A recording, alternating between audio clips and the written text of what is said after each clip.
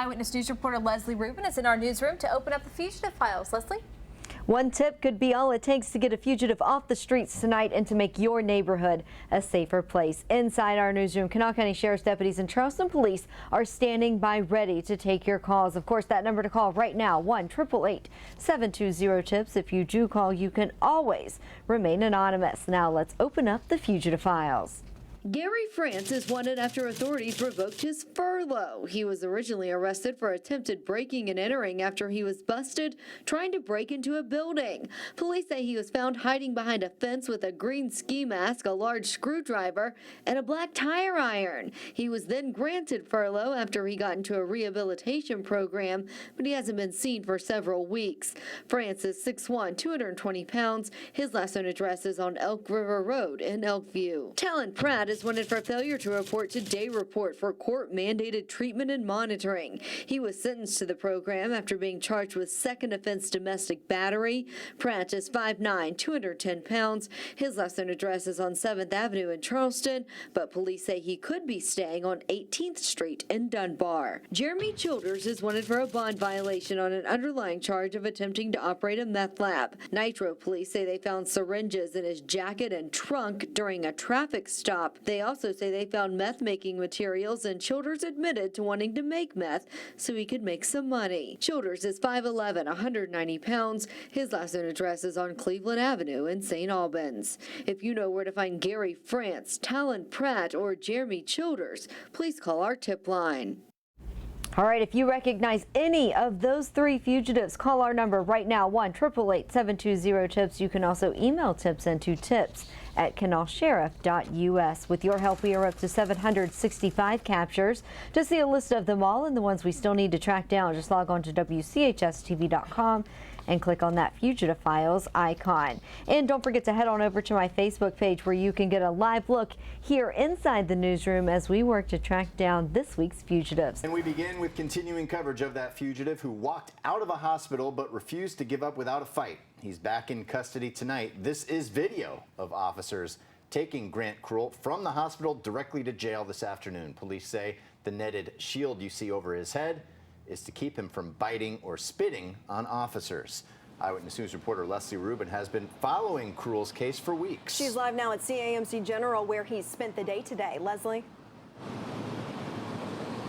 Whitney, this all started this morning in Dunbar when a police officer was on his way to work and he noticed two men riding bicycles. Well, people over in Dunbar, they've been getting a lot of complaints recently that their bikes are being stolen. So the officer wanted to ask them a few questions. Within seconds, though, Grant Krull took off. Barefoot and wearing a spit guard mask, Grant Krull is released from the hospital after leading police on another wild chase. Why are you always running every time the police try to come get you? Why not? Because I end up in the hospital every single time. And he started to shoot down the alley right here. And just like that, Captain Scott Elliott's Monday morning drive to work took an interesting turn. Jumped back in my cruiser, came around, and then I saw that he had doubled back. But at this point, Elliott says he didn't even know it was Grant Krull he was chasing, the fugitive who had walked away from Thomas Memorial Hospital but should have been taken to jail. Krull wanted on a laundry list of charges, including threatening to kill workers at a day report center. I never made terrorist threats. And violating his bond after deputies say he fought and bit a Kanawha County deputy. According to court documents, Krull has hepatitis C. I was just Narcan. They're not even supposed to touch you. They have to watch videos, and they did not do their job. Elliott was eventually able to tackle him to the ground, but he says Krull was still trying to escape. He kept trying to bite me. He was trying to reach back. I don't know if he was reaching for my gun or not, but he kept trying to reach back and push me off and different things. And Elliott realizing at this point it was Krull. Inside his backpack, they say they found needles and other drug paraphernalia.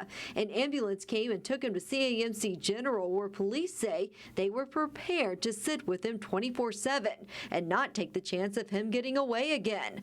Police believe he was even faking seizures to try and stay in the hospital. This is not just a one-time incident. This happens every time he is caught.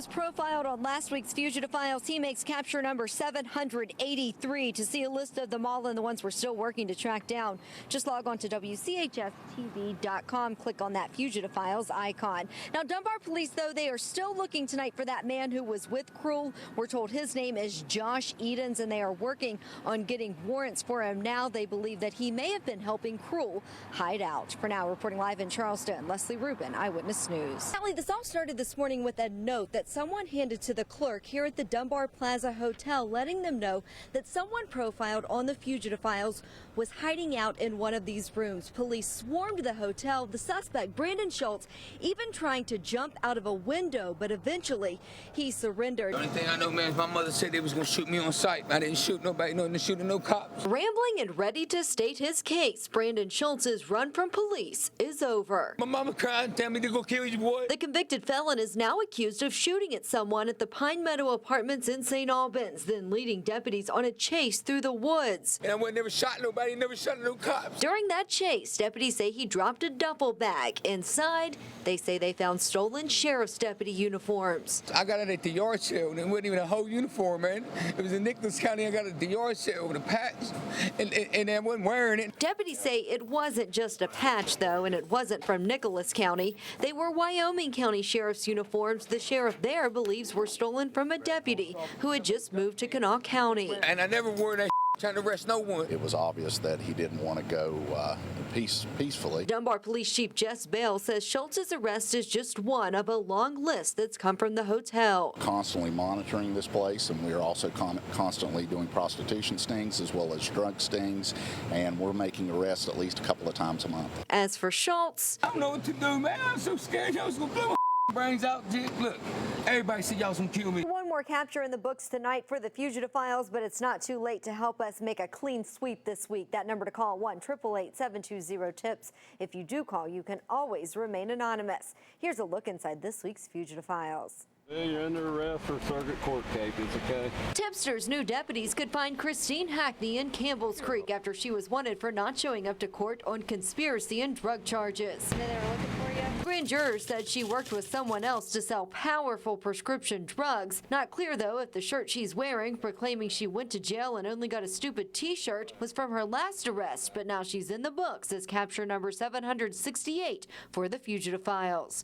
But Eugene Batten is still wanted for grand larceny. Dunbar police say he stole a lawnmower and trailer right out of an elderly man's driveway last month. Police say they think he's moved and need your help finding out where he went. Batten is 5'10", 160 pounds. His last known address is on Blackjack Road in Charleston. Prince Andre Price is wanted for failure to appear in connection with a violent domestic battery. Police say Price punched a woman in the head and strangled her until she went unconscious.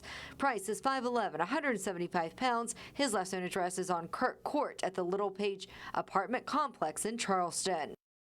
All right, if you recognize any of those two fugitives, call our tip line right now. That number 1-888-720-TIPS. You can also email tips@kanawsheriff.us. And with your help, we are up to 768 captures tonight. To see a list of them all and the ones we're still working to track down, just log on to our website, WCHSTV.com. Click on the Fugitive Files icon. Reporting live in the studio, Leslie Rubin, Eyewitness News. For 2 months, Jimmy Rogers has been hoping the man police thought stole his riding lawnmower and trailer right out of his front yard would be found. Finally retired and just working around the house here and enjoying myself, and then some scumbag like him stops and steals it. On Friday, he got the news he'd been waiting for. So you've been stealing lawnmowers and stuff from people's yards, is that true?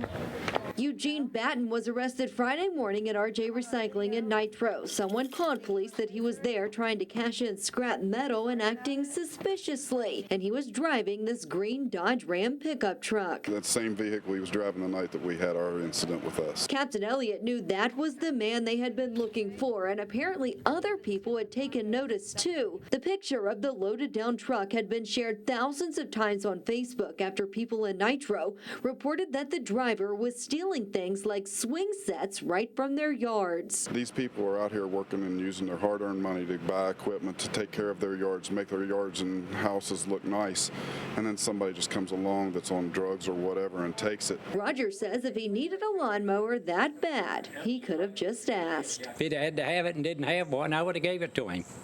I give away a lot of stuff. Loan anybody anything. He plans to tell Batten just how he feels. Yeah, I'm going to go visit him in jail and tell him they're going to be nice to him there. I'm not going to be that nice. A man leads police on a chase in a stolen truck, and now he's in trouble again. Eyewitness News reporter Leslie Rubin here to open the Fugitive Files. Hey, Leslie.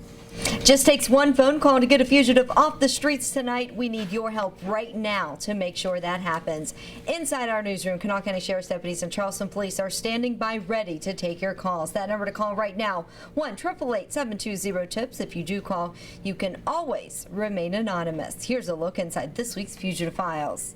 Matthew Hunt is wanted for a bond revocation on underlying burglary, domestic assault, and fleeing charges. South Charleston police say they found Hunt driving a stolen truck, and he tried to flee, leading them on a chase.